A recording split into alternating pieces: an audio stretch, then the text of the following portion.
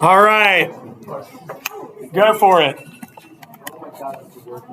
Yeah, that one's a bummer. All right. So we left off with the Pequot War and King Philip's War last class. So just to keep in mind, before the Pilgrims arrived in Plymouth, there had been an epidemic, not a pandemic, an epidemic. An epidemic is a disease that hits a region. An epidemic that ripped through New England, killing an estimated 3/4 of the native population in the region. And we don't really know who was responsible. It could have been England, it could have been Spain, it could have been France. Everybody had kind of cruised through there. So, as we know, there were numerous tribes like the Pawtuxet, Squanto's tribe, that had been wiped out by this, which ultimately leads to some other tribes gains more strength. Tribes like the Wampanoag, the Narragansett, the Pequot, the Mohegan. So, as we know, thanks to Squanto and Massasoit, there's a pretty decent peace between the Wampanoag and the Pilgrims in the 1620s and even into the 1630s. Well, the Puritans arrived in 1629, established their settlement, and in less than 10 years, things start to get pretty bad in Massachusetts Bay between the Puritans and the natives because more and more Puritans are coming in, and fur trappers and traders are pressing deeper into the interior into what is present-day Connecticut. There's going to be an event that occurs in 1637, which will lead to the death of a few Puritan fur trappers, traders. Now, the Pequot version of this is a little different because they claim that, or what was left of them, they claim that it was actually the English who killed Pequot traders, and ultimately that's what got this started. So in response to this attack, whoever started it, because people on both sides died, the Puritans and the Pilgrims are going to develop this alliance with the Narragansett, the Mohegan, and the Wampanoag. And they are going to launch an attack on the Pequot along the Mystic River in like this area deeper into Massachusetts Bay. What the natives were not anticipating was the absolute brutal style of attack that the English used. So think about like this room here, right? This is kind of how like a Pequot village would have been. Imagine each desk being a different dwelling, right? And the room around us is a defensive fort, and there's one way out and one way in that way, and there's one way out and one way in this way, right? Well, what they decided to do was set the entire village on fire, and when everybody tried to escape in or out, they just mowed them down. Men, women, children, warriors, whatever. That was not the rules of engagement that the natives participated in, but soon the natives are going to go in that direction against the English and the Dutch and their settlers that will wage war against them. So we often call this either the Mystic Massacre or the Massacre on the Mystic. Historians point to this as one of the most important events of colonial America. But it's not one that we would necessarily know because, did anybody out there grow up at any point in time in Massachusetts or Connecticut? This is probably the first time you've ever heard of this massacre, right? So that's why it's just not commonly talked about in Virginia or the American South, right? But it's a bad one. There will be a tentative peace that will occur, but it's a very fragile peace that lasts for about 40 years or so. Not quite.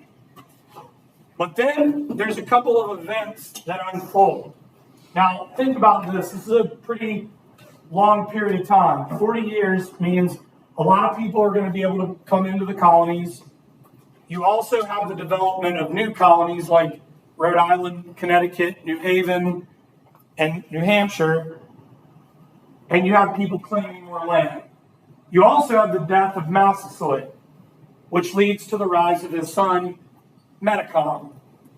But the straw that breaks the back here is that the Puritan settlers decide to pass a new law through this conglomerated colonial group known as the New England Confederation, and they made a law in the region that the natives had to give them their what? Well, they definitely took their land. That's a good guess. No. Another G word. Goods. Another G word. And it is a good. Guns. And the natives are like, what? You gave us these guns in exchange for other goods, right? Food, furs, whatever. Metacom's like, absolutely not. We're not doing it. Enough is enough. And what he will ultimately do is pull together all of those tribes that had previously been enemies, and they are going to launch the absolute bloodiest war in the colonial period against the colonists. This becomes known as King Philip's War, because remember, the English called Metacom King Philip. This is going to be a 2-year war that unfolds. 52 towns are attacked, 12 are completely destroyed, and the death toll at the end of this, 2,500. We're not going to see a death toll like this until the American Revolution on American soil. All right? This far eclipsed that of the Anglo-Powhatan Wars that we talked about in lesson 2.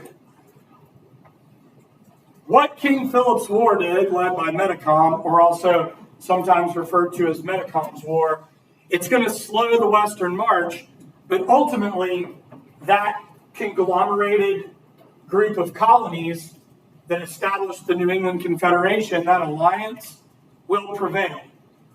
And that leads to the decisive battle, the Battle of the Swamp, which shouldn't be difficult for us to remember, right? That's the decisive battle of Metacom, or King Philip's War, where Metacom was shot, beheaded, quartered, cut into 4 parts. His head was piked at Plymouth, and it stayed there until it rotted off the pike. His warriors were tortured and killed, and his entire family was sold into slavery. This also starts a series of New England slave trade that's often forgotten about or just not discussed.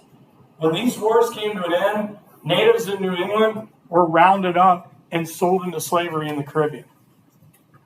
So that's just a little bit about the most deadly colonial war between colonists and the natives. All right, questions up to this point? All right, is this all new information to you guys? Never heard about this before? All right, am I getting too fast? Is everybody good? All right, cool. So this on the left is a sketch and lithograph of the Mystic Massacre. You can see the village, 1 entry, 1 exit here, 1 entry, 1 exit there. They set the village on fire, and as people try to exit, they attack. And then over here, that's Metacom, also known to the English as King Philip. All right, yeah. Didn't they call King Philip because King Philip was like a really bad? Yeah, because he was the Spanish king that was hated by England.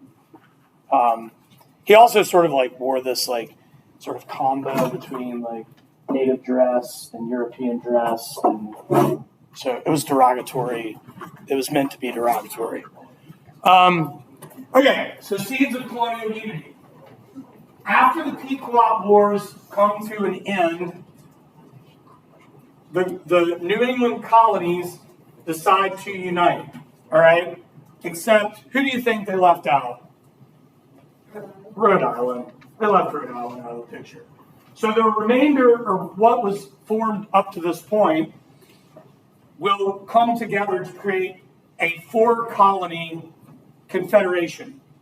And the word confederation basically just means an alliance. What this confederation did was, imagine if we split the room into 4 parts, right? You guys over here, you still have your colonial government. You guys back there, you still have your colonial government. You guys over there, you have your colonial government, and you have yours.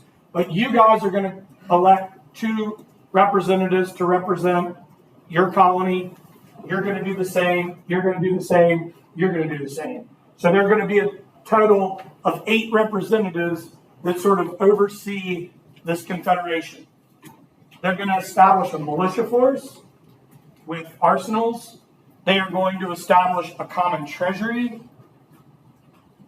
This is a semi-autonomous government coming together here. That's what's happening. How do you think the crown felt about this? They're not going to be very happy, because this is looking like full-on independence, right? Yeah. So, was this like the first signs of like representative? Well, the first signs of representative government are the House of Burgesses. This is the first sign of unity. Yeah. Is this like the House of Representatives is? This is almost more like a Senate. Yeah. But obviously those principles have been around since ancient Rome and ancient Greece, right? But yeah, that's a really good question and a good point. So these basically lead to the establishment of commonwealths, which isn't very difficult for us to understand because we live in a commonwealth, right? Commonwealth of Virginia. But basically what these little commonwealths did, it's the traditional English term for a political community founded for the common good or in which all participants have equal standing. It's basically government based on the consent of the people. Now, once the crown is restored under Charles II, he's not happy about this. Plus, most of these people up top here are what? What faith? Puritan, right? He's not a fan. And they're not a fan of him. They don't like him. They didn't like his dad. And they didn't like his grandfather. Because that is part of the crux of the English Civil War. So Charles decides he's just going to Charles II, that is, decides he's just going to kind of stick it to this group of colonies, because all these royal decrees that are being sent over to New England are largely being ignored by Massachusetts Bay. And yeah, he's 3,000 miles away. He doesn't really expect these people to not follow orders. This is treason in his mind. So his way to sort of get even is he provides C2C royal charters for Connecticut, a royal charter for Rhode Island. And yes, Rhode Island had previously received a charter in 1644, but this is now a royal charter and they're represented by the crown. New Hampshire receives its royal charter in 1679. And one more slap in the face to Massachusetts Bay, their charter is revoked right before he dies in 1684. This is going to create a great deal of upheaval in New England, and it is also going to create an even bigger problem after his death, because his brother is going to take the throne. His brother is King James II, better known to us as the Duke of York. Yeah. Was it C2C royal charter? Basically, like, if you received a royal charter, you were a royal colony, right? You have, like, different styles of colonies. You could have a colony that got a land grant, but then they were a joint stock company, and they controlled their colony. Or you could have what was called a proprietary colony, which is you basically have, like, hey, you ate right here. I'm giving you a massive land grant, and you all do whatever you want with that land. That's a proprietary colony. But when a royal colony is set, that means the crown controls the colony.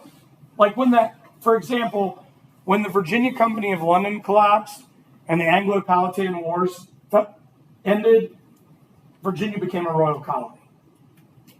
Does that make sense? Yeah. Yeah. So he like reinstated his power over them. Exactly. That's exactly what it is. It's like this is a power grab, but he's still 3,000 miles away. So this is a handy-dandy graphic organizer to explain what the New England Confederation looked like.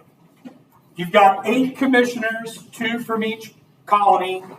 You've got 4 colonial governments with a state militia or a colonial militia and a common treasury. This is a huge step forward toward self-government in colonial America.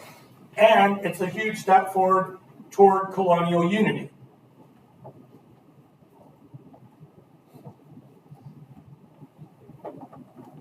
Good questions over here, by the way.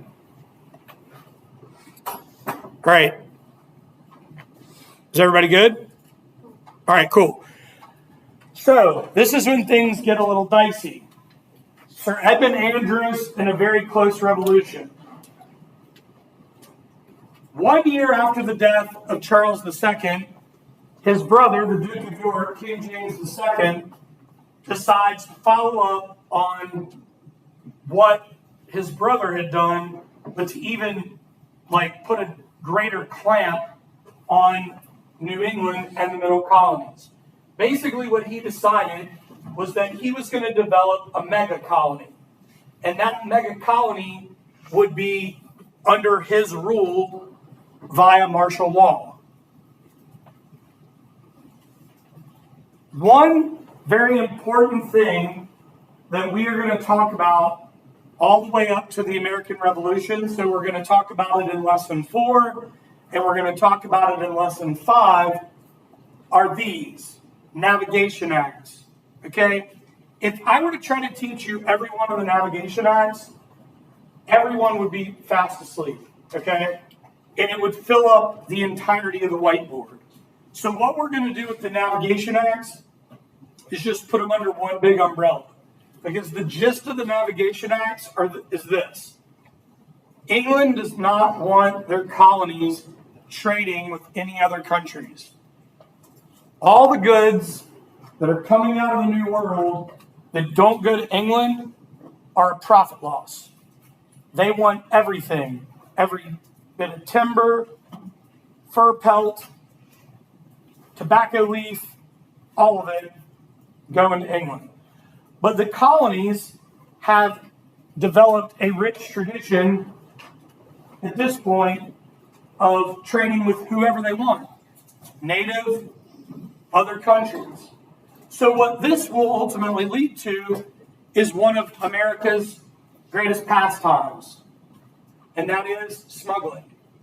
Smuggling becomes big business throughout colonial America, but most especially, smuggling becomes big business in New England. So what they are going to establish, this mega colony will be called the Dominion of New England. And basically it is this. All of this up here is just one big colony, ruled by the crown. And the guy they send over is Sir Edmund Andros, who's a military leader. And they send him over with soldiers. And he sets up his operation in Boston. And he's an Anglican. How do you think this goes over? Not good at all. Okay? So here are some of the problems with Andros. He sets up in Boston. He brings soldiers that are hated by the local people. He opposes and restricts town meetings, restricts the courts, restricts free press, and revokes land titles of the Puritans. He also taxes these people without their consent. Does this sound familiar? These are all the ingredients that are going to take us into the American Revolution, shy of 100 years ahead of time. All right? Yeah. When did they start like stationing the soldiers in people's That's not going to happen until after the French and Indian War. That's going to be the Quartering Act. We'll get to that a bit later. That's a really good question, though. Yeah. So, the people of Boston revolt. It's called the 1689 Boston Revolt. They're going to lock up Edmund Andros and throw him in jail. Guys, this is revolutionary. This is legit revolutionary. You are arresting a colonial governor and putting the man in jail. That's treason, right? Simultaneously, there is an uprising in New York led by Jacob Leisler called Leisler's Rebellion. Leisler is attempting to overthrow the royal governor of New York, Sir Francis Nicholson. Now, Leisler's rebellion gets put down violently, which led to the hanging of Jacob Leisler. But the Puritan Boston Revolt, it's a little bit of a different flavor. They end up negotiating. Andros goes free. And really the event that brings all of this to an end is going to occur 3,000 miles away in England. And that is the Glorious Revolution. The overthrow of James II and the rise of William and Mary to the throne. You all learned about this last year, the Glorious Revolution. If you learned about the Glorious Revolution in world history or world civ, then you looked at it from the not British perspective, good Lord. You learned about it from the world perspective. I guess you could say the British perspective, right? The unification of Great Britain. But I look at this, teaching this, I'm looking at this through more of an American perspective, because what will happen with the reign of William and Mary is going to be the end of the Dominion of New England, and guess what? Everybody gets their charters back. Okay? Oh, wait. I'm dumb. Oh, you're good. Everybody gets their charters back. This is also when Plymouth and Massachusetts Bay come together and are united as one colony, which no longer, this is when it's just going to become the Massachusetts colony. All right? Something to think about before we move on. Had William and Mary not toppled James II, had James II remained in power, there's a decent chance that the American Revolution could have happened in the 1690s. But it didn't. Yeah. Wouldn't it have failed though, because we were far less advanced? Unified. Exactly. And that historians grapple with this all the time. It could have been a larger rebellion, but we weren't unified. And a good example of that, anybody want to guess where they sent Andrews, devout Anglican, to become a royal governor, where he was accepted with open arms? Virginia. He ends up in Virginia, which I think is kind of interesting. Also, not long after the Glorious Revolution, what will be founded in Virginia in 1693? College of William and Mary. Very good. Second Colonial College. All right. I hope you guys are finding this interesting. I think it's cool to figure out how all this happened and came about. So, we have Sir Edmund Andros on the left, William and Mary on the right. How am I doing over there? 11 minutes. Yes. Perfect. So, the Dutch. Remember, the Dutch defeated the Spanish to gain their independence, and they become a republic. Do you all remember who their ally was during this? Britain. Very good. That was their ally. So the Dutch come out of this as a republic. They are going to create one of the most dominant joint stock trade companies the world ever saw. So much so that you can actually trace the foundation of the modern corporation back to this company, and that is the Dutch East India Company. But their main goal was to focus on the spice trade and the sugar trade, and their two big competitors were both Portugal and Spain. But as time moves forward, they decide they want to look for a Northwest Passage. They don't find it, obviously, but Henry Hudson gives them some major land claims in what is present-day New York. They don't follow up on those land claims immediately. What the Dutch East India Company decides to do is to create a sister company, the Dutch West India Company, also known as the WIC. Their goal is to come over, set down roots in the Hudson River Valley that Hudson claimed. I find this interesting, though. There's a decent chance that they would have never been able to do this had the Pilgrims landed where they were supposed to. But the Pilgrims went farther north. So this is wide open for the Dutch. Peter Minuit and Dutch traders, fur trappers, and soldiers will arrive, and they're going to do a deal with the Lenape, Delaware, in which they trade somewhere around $24 to $60 worth of trade goods to the Lenape. And like years ago, we were like, oh, what a land deal. How stupid. But we have to remember that the natives do not think they're physically selling the land. The natives think they are giving the Dutch trade rights. Also, the Lenape are not the only people in the region that utilize this land, because this land is not only rich and fertile for farming and hunting, but what is in the bay that they all live off of? Fish and shellfish. Very good. Fish and shellfish. Notably, I like that you said crab, but there's another thing I don't eat them because I have a shellfish allergy. Oysters. The oyster beds, nice word. The oyster beds were like sought after. Okay? So, the Dutch are trying to encourage people to come, so they give out what are called patroonships, right? So if you're willing to bring 50 people over, I'm going to give you a monster tract of land in the Hudson River Valley. And then you can do whatever you want. You can make those people work the land, or you can carve that up and sell it off. So this also becomes a bit of a real estate venture. So now a lot of merchants and traders and trappers and all these people are coming over, and these huge tracts of land are being established not only as farming communities, but also as communities to trade with the local natives. But that relationship is going to sour, as we've discussed before. How many people have been in New York before? Hey, great city, right? It's a melting pot. Well, that melting pot existed from the beginning because the Dutch allowed for free religion. In fact, really, this was an economic venture. Most of them could have cared less about religion. Give you a good example.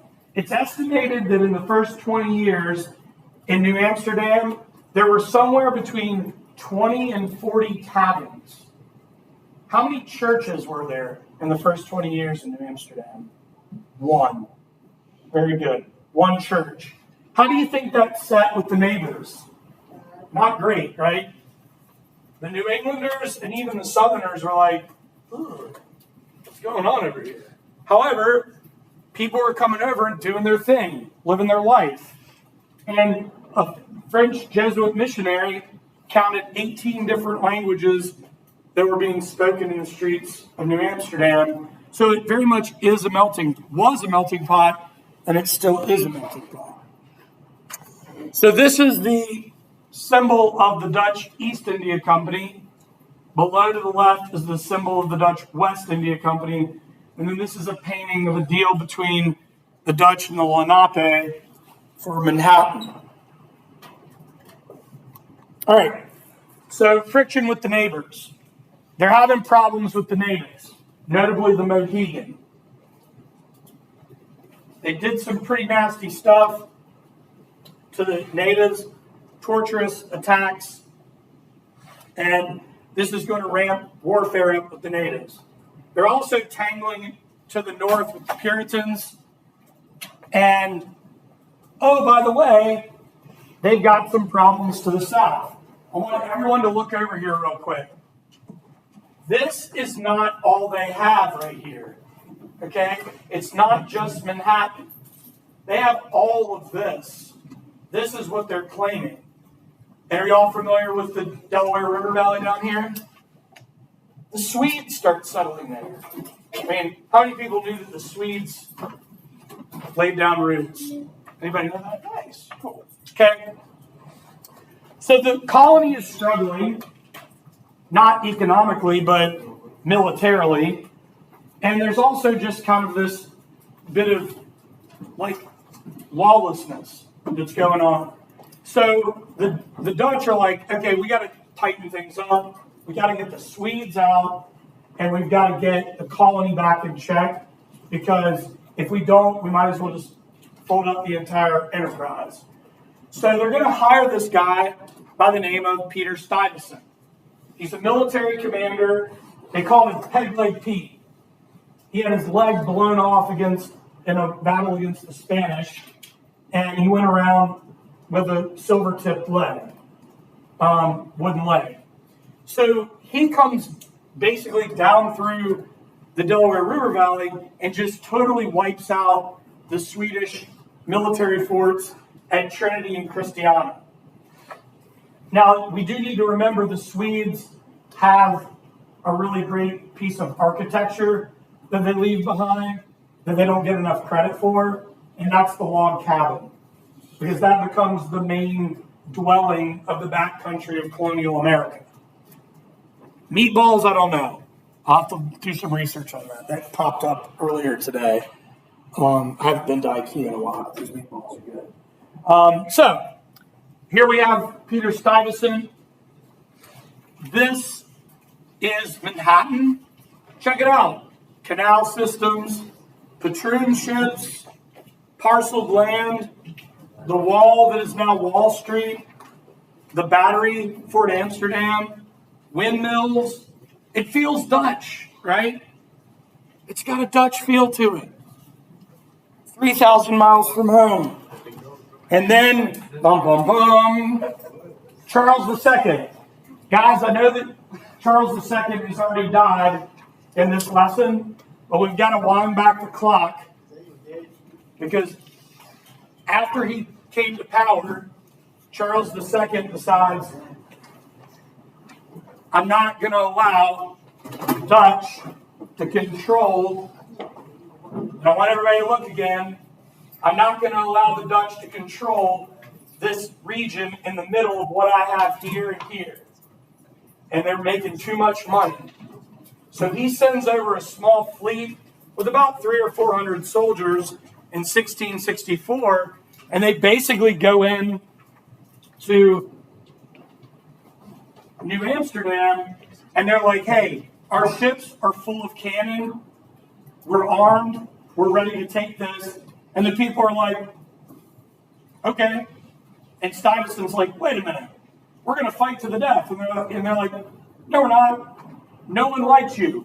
No one wants to be under your rule. Because when Stuyvesant took over there, he said, I will rule you as a father rules his children. That's not how they were living their life. So they struck a deal. They basically said, look, if you let us live our life, have our autonomy, let us practice free religion, let us have representative government, we're good. You can have the colony. The Dutch flag goes down, the British flag goes up. Stuyvesant, ironically enough, like the English said to all the Dutch there, anybody that wants to go back to Holland, well, free passage. And they're all like, we're good. Everybody stayed. Even Stuyvesant stayed. Have you all ever heard of the Bowery before in New York? No? That was his farm. Because he knew that if he returned, he would be disgraced. And that's how it all ended. They tried to take it one last time, and it just didn't work out. And they're going to rename it New York in honor of Charles II's brother, the Duke of York. And then when we get into our lesson next class, you're going to understand how everything else got carved up that had belonged to the Dutch. But we still have a lot of Dutch culture that stuck around, right? Harlem, Brooklyn, the Browns. We've all heard of those places, right? Has anyone been to any of those places? These were all Dutch farming communities. Queens, Hoboken, Hackensack, Long Island, Staten Island, Hellgate. Thank you. Have you heard of those? All Dutch communities, okay? Dutch architecture, tradition, families. Can anybody tell me dynastic, powerful American families that were Dutch, that came out of this region? Vanderbilts, very good. Who said that? Excellent. The Vanderbilts, that's a good one. Well done. How about the Rockefellers? How about the Roosevelts? These are all powerful families that were Dutch families that came about. So, some of the culture they brought over, Easter eggs, St. Nicholas, version of Father Christmas, bowling, sleigh riding, ice skating, golf. My golf fans out there, the Dutch played a game called Koff, and then it just evolves. Now, the first recorded round of golf ever played in the colonies occurred in South Carolina, outside of Charleston, by a group of Scots. However, by the end of the colonial period, golf courses were set up along the Hudson River Valley. So, it's a little bit about the Dutch and New Amsterdam. Okay, so on the top left, we have the Duke of York. On the bottom there, there's the fall of New Amsterdam. There's old Peg Leg Pete there. All right. Any questions? Good questions today. Good job. Good answers out there. Nice work. Well done.